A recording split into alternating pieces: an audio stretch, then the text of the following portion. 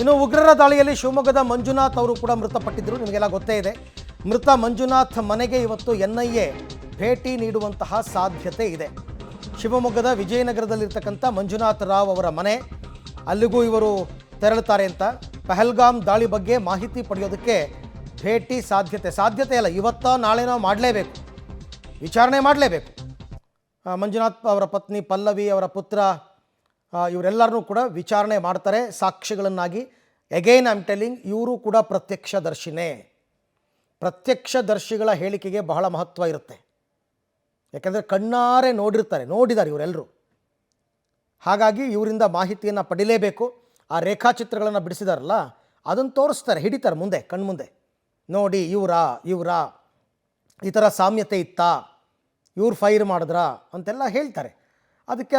ಅದನ್ನೆಲ್ಲ complete video ಚಿತ್ರೀಕರಣ ಮಾಡ್ಕೋತಾರೆ. ಇವ್ರು ಏನು ಉತ್ತರ ಕೊಡ್ತಾರೆ ಆಮೇಲೆ ಅದನ್ನು ಕೋರ್ಟಿಗೆ ಪ್ರೊಡ್ಯೂಸ್ ಮಾಡ್ತಾರೆ. ಹಾಗಾಗಿ ಆಮೇಲೆ ಅದಕ್ಕೇನು ಅಲ್ಲಿಂದನೇ ಡೆಲ್ಲಿಯಿಂದನೇ ಬರಬೇಕು ಅಂತೇನಿಲ್ಲ. ಈಗ NIA ಟೀಮ್ ಬೆಂಗಳೂರಲ್ಲೂ ಇದೆ, ಕರ್ನಾಟಕದಲ್ಲೂ ಆ ಟೀಮ್ ಒಂದು ಸದಸ್ಯರು ಇರ್ತಾರೆ.